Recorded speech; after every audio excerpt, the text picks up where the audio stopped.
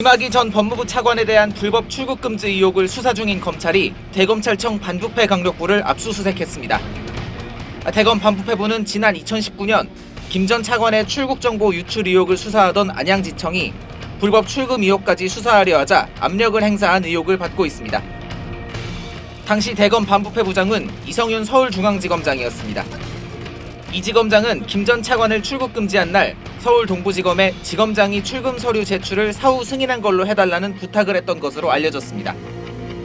검찰은 앞서 김 전 차관의 출금 요청서에 가짜 사건 번호를 적은 혐의를 받는 이규원 검사와 이 검사의 출금 요청을 승인한 차규근 출입국본부장의 사무실 등을 압수수색했습니다.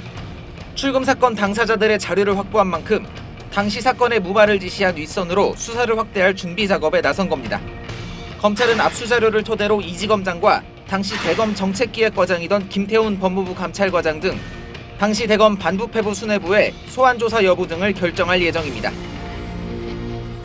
그러니까 이 사건의 이제 어떻게 헌법이나 형사소송법상이 왜 중요하냐? 재심 변호사로 이제 널리 알려진 박준영 변호사라고 있습니다. 이제 이분이 약촌 오구리 사건하고 화성 8차 살인 사건의 범인으로 몰려서 억울하게 실형을 살았던 분들을 억울함을 풀어줬는데 이분이 항상 하시는 이야기가 그거예요. 검찰에 대해서 원망을 하고 검찰에 대해서 항상 그 충고를 하시면서 이 사건의 검사들이 절차만 지켰어도 이 억울한 사람들이 없었다라고 이야기를 하는 겁니다. 즉 형사소송법상의 절차가 지켜지지 않으면 누구든지 억울하게 가장 약한 사람부터 먼저 피해를 입게 되는 거거든요.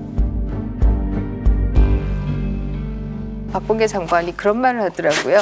저도 절차적 정당성을 중요시 여기는 사람입니다.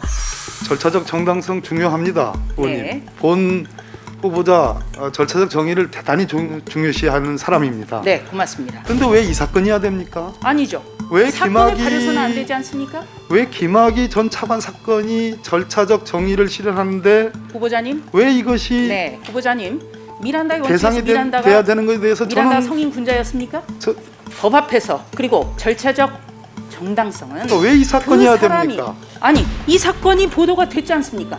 그렇기 때문에 최초로 좀 문제 제기를 하십시오. 하신 분이 누군지는 모르겠는데요. 후보자님, 그 사건이라든지 그럼 사람에 따라 달라져야 됩니까? 이 사건의 기준이 달라져야 됩니까? 사람에 본질이 따라서? 이 사건의 본질이 절차적 정의냐 실체적 정의냐라는 자, 문제 아니겠습니까? 다음 질의 근데 왜 이 사건을 PPT 가지고 준비해 주십시오. 검찰이 말하는 절차적 정의를 표본으로 삼은 것에 대해서는 저는 절차적 정의는 국민들이 이걸 사람을 납득할 가려서는 수 안 된다고 저는 있겠습니까? 알고 있습니다. 자, 절차적 정당성이라고 하는 것은 그 앞에 있는 관로 안에 들어가는 사람이 누구이든 상관없이 모두가 다 그 정당성의 대상이 되는 것이 절차적 정당성이지 그 관로 안에 누구일 때는 이고 누구일 때는 아니다. 이러면 이미 이것은 절차적 정당성이 없는 것이다.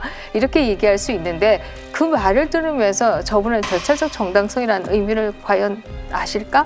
라는 생각을 하고요.